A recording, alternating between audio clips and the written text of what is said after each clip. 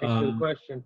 Our next question is from Carrie, and it's about strains or different variants. Mhm. Can there be co-infection or reinfection due to exposure to different strains, and how might that affect regions? So the West Coast strain and the East Coast strains. And I think back this up a little bit. I'm going to toss up this slide we have on what a strain is, so we can kind of get that as a foundation for the rest of the answer. If I could find that slide, there it is. Here we go. This is lots of fun. There's like 27 people messaging me. See? Yep, we will hire more help for next week. Okay, next. There we go. All right. So, yeah. Okay. So, what question am I answering here, John? Can somebody have strain? Can somebody have European strain? Yes. And somebody have infected. Yeah. Yeah. Great question. Yeah. At the same time, and it's going to come back to the question that I don't know that we know the answer of. Is there antibody protection from different strains? And I think you answered that before. And well, somewhat. So let me make it more clear. If you suffered from the East Coast strain, okay, the antibodies that your body produced may not protect you from what happened out in Oregon, Washington, on the West Coast. Okay, it may not protect you.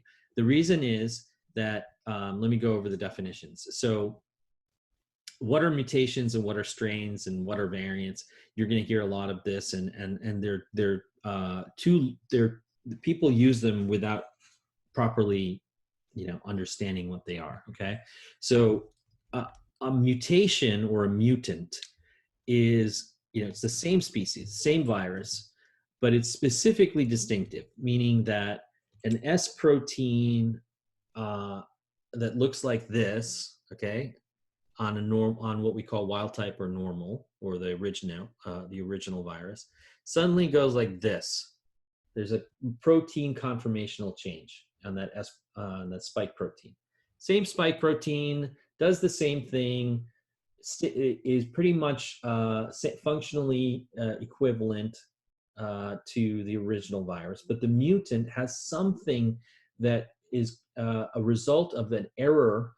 Because it's such a simple virus, RNA has a tendency to pick up errors. RNA viruses don't have the corrective correction, what we call proofreading proteins that more advanced organisms have to keep their genome, as it should be. So these mutants arise as a result of huge numbers of replication cycles, and somehow that spike protein that used to look like this looks like this all of a sudden. Does all the same stuff, but there's a little error in it and it looks different. And that could happen to the S protein, it can happen to the envelope protein, it can happen to the RNA dependent RNA polymerase, or whatever proteins that this RNA thing codes for. It's a mutant. A strain is same species, same everything's, it's the same organism, but it's genetically distinctive because of a set of mutations. Okay, not just one, but a set of mutations. So it has a set of mutations that result in it looking different under a microscope, or acting different in terms of its virulence. All right, so it instead of having a 3-day incubation period, this strain may have a 10 or 12 or 15-day incubation period. Why? We got to figure that out. That's a question to be answered by virologists and molecular biologists. A variant, this is very important. Variant, okay. MERS is a variant. SARS-1 is a variant.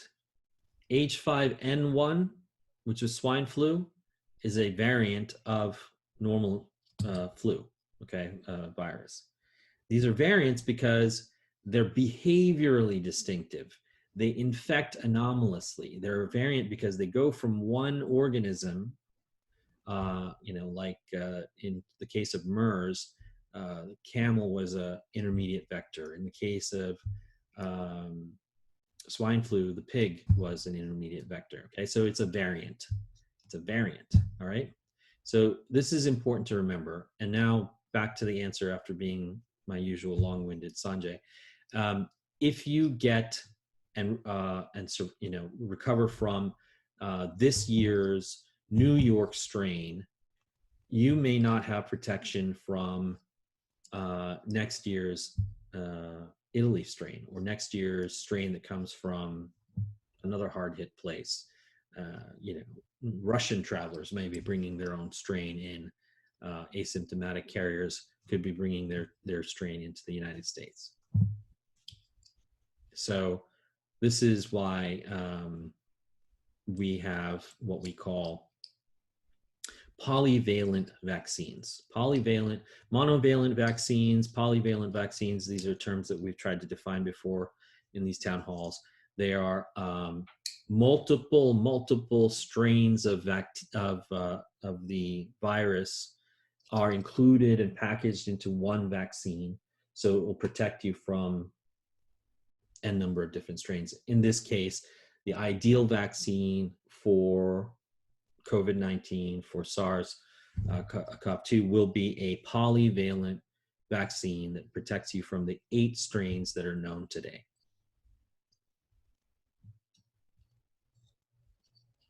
Hi, Terry.